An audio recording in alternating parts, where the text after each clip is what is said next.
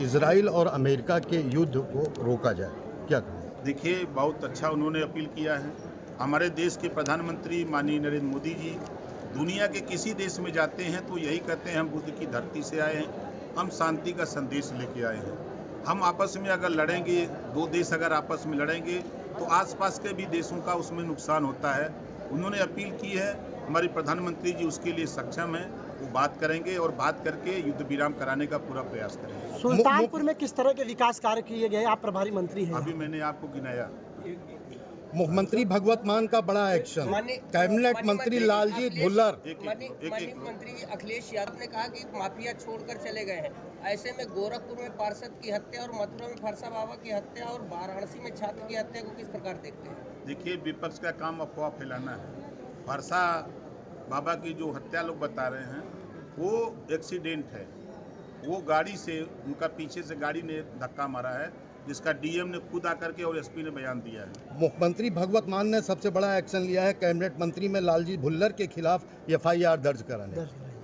क्या कहेंगे? ये कौन सी नई बात है? यहाँ तो प्रदेश सरकार में यहाँ भी तो वही काम होता है।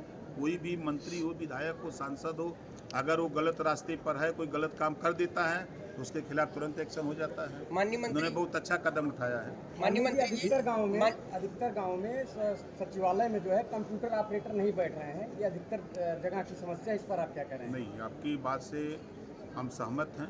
अगर जिस गाँवों में कंप्यूटर ऑपरेटर नहीं बैठ रहा है तो उसकी हम लोगों को लिखित जानकारी मिल जाए तो हम लोग उसकी तुरंत व्यवस्था कर लें। माननीय मंत्री जी, वाराणसी में गंगा के बीच में एक बिरयानी खाने का मामला है, उस पर अखिलेश यादव ने कहा कि 13 लोगों को पैसा नहीं गिरफ्तार दिया, किया गया। इसलिए जो है क्या कहते हैं उन लोगों की गिरफ्तारी हुई। देखिए, उनकी सरकार थी तो पैसे पर काम होता था। समाजवादी पार्टी की सरकार जब रहती थी तो पैसे पर काम होता था। आपने कभी ऐसा नहीं सुना होगा कि रोजा इफ्तार गंगा जी में नाव पर हुआ होगा, कभी सुना है किसी ने? लेकिन कुछ ऐसे शरारती तत्व हैं जो शरारत करते हैं। तो इस समय कानून का राज है, कानून से देश प्रदेश चल रहा है, तो कानून अपना काम कर रहा है। तो उनको बुरा लग रहा है कि ऐसा क्यों? क्योंकि वो उसके लिए नहीं बोल रहे हैं कि वो नाव पर जाकर बिरयानी खा रहे हैं, उसके लिए नहीं, उनको चिंता वोट की सता रही है और कोई बात नहीं। मंत्री जी, एलपीजी गैस की काफी दिक्कत हो रही है लोगों को। अच्छा, ईमानदारी से बताइए, आपके घर में है दिक्कत? आप मंत्री जी, बंगाल आप लोग खुद समझदार हैं। मंत्री जी, देखिए, जहाँ दो देशों के बीच में जब लड़ाई होती है तो आसपास के देशों में प्रभावित होता है, लेकिन जो चर्चा विपक्ष के द्वारा हो रहा है वो चीज़ नहीं है।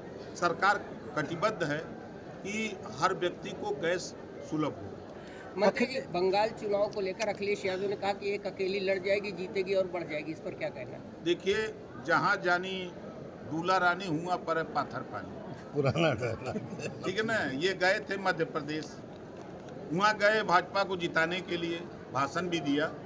वहाँ दो ही पार्टी लड़ रही थी, कांग्रेस और भाजपा। भाषण उनका आज भी आप लोग भी सुने होंगे कि कांग्रेस बहुत चालू पार्टी है, इसको वोट मत देना। ये हमको धोखा दिया तो आपको धोखा देते देर नहीं। मतलब भाजपा को जिता देना लेकिन कांग्रेस को वोट मत देना। अब हम आपको ले चलते हैं उत्तराखंड। उत्तराखंड दो कांग्रेस और सपा का अलायंस था और कांग्रेस का प्रत्याशी 200 समथिंग वोट से हार गया। वहाँ ये जो है 2000 समथिंग वोट पा गए समाजवादी पार्टी के। कांग्रेस के प्रदेश अध्यक्ष का बयान आया कि समाजवादी पार्टी भाजपा की बी टीम है, ये लड़ करके हमको हरवाए हैं। बड़ा बवाल हुआ, आप लोगों ने भी सुना देखा। 28 साल वाले को एमएलसी बनाते हैं, 28 साल की उम्र वाले को एमएलसी का पर्चा भरवाते हैं। खुद एमएलसी रहे अखिलेश जी, उनको ये नहीं पता कि 30 साल की उम्र होनी चाहिए।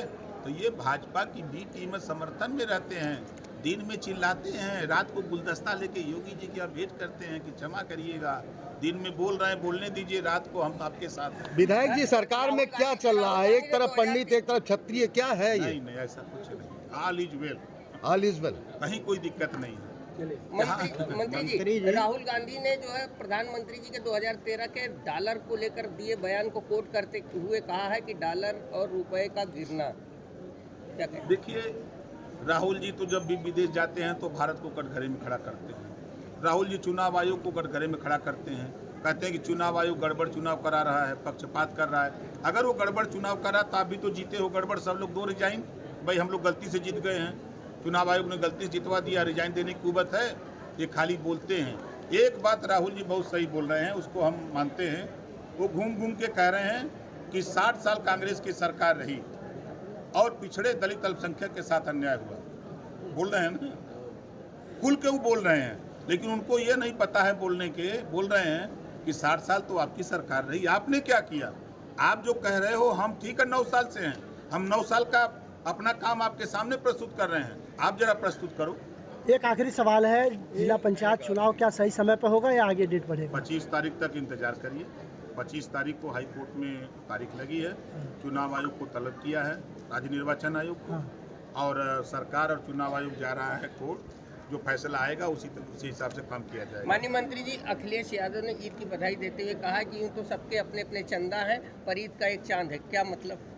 आपने फोटो देखा होगा, भारतीय जनता पार्टी के डिप्टी सीएम माननीय दिनेश शर्मा जी और माननीय अखिलेश यादव जी, दोनों लोग एक जगह सट के भाषण दे रहे हैं। अब इसी से समझ लीजिएगा। प्रियंका गांधी आसाम की प्रभारी बनाई गई हैं, ये कौन नई बात? फिर भी उन्हीं के पार्टी के लोग छोड़ कर चले जा रहे हैं, क्या कहें? देखिए, जब जानते हैं कि जैसे जब गाय मर जाती है तो किलनी छोड़ के भागती है। जब कोई गाय एक ही खूंटे पर ज़्यादा दिन बंधी रहती है तो उसको बहुत किलनी पकड़ लेती है। जब वो गाय मर जाती है तो किलनी तब छोड़ के भागते हैं। मंत्री जी, 2022 के संकल्प पत्र में था कि 60 वर्ष तक की जो महिलाएं हैं उसके ऊपर की उन्हें जो है यात्रा मुक्त रहेगी, लेकिन 2022 से 26 आ गया, आज तक ये सरकार लागू नहीं कर पाई। क्या रक्षाबंधन पर इतनी महिलाएं फ्री में गई अभी आपको पता नहीं? साल भर के लिए जो है सरकार ने कहा था कि हमेशा के लिए रहेगा नहीं, हमेशा के लिए तो नहीं। संकल्प पत्र नहीं, हमने नहीं पढ़ा। अभी आपने शिक्षा व्यवस्था को लेकर कहा कि प्रदेश की शिक्षा व्यवस्था बहुत ही अच्छी हो चुकी है, तो क्या आपको नहीं लगता है कि जो प्रदेश के अधिकारी व जनप्रतिनिधि या नेता हैं उनके भी बच्चे सरकारी स्कूल में जाए? अगर जा रहे हैं तो सरकार को एक आंकड़ा पेश करना चाहिए, इससे जो है जनता में एक अच्छा माहौल जाएगा सरकार का। क्या कहें? देखिए, कई विद्यालयों में मैं खुद दौरा किया हूँ। आज के अगर 10 साल पहले चले जाइए और 10 साल के अंदर, इधर 9 साल की तुलना हम कर रहे हैं, 9 साल के अंदर विद्यालयों को बेहतर बनाने का सरकार पूरी तरह से काम कर रही है। जहां लोग बोरा बिछा के बैठते थे, आज वहां बेंच दे दिया गया, बच्चों को जूता मोजा दे दिया गया, बच्चों को वो ड्रेस दे दिया गया, किताब दे दिया गया। अब वहाँ बच्चों को भोजन की व्यवस्था कराई जा रही है। तो प्रयास हो रहा है सरकार का। अभी आप देखिएगा, ज़्यादा नहीं, 4 महीने के अंदर 12,000 से ज़्यादा गाँव में हम डिजिटल लाइब्रेरी खोलने जा रहे हैं। मंत्री जी, मेरा प्रश्न कुछ और था। जो अधिकारी हैं, माननीय मंत्री जी, एक सवाल केवल पूछेंगे।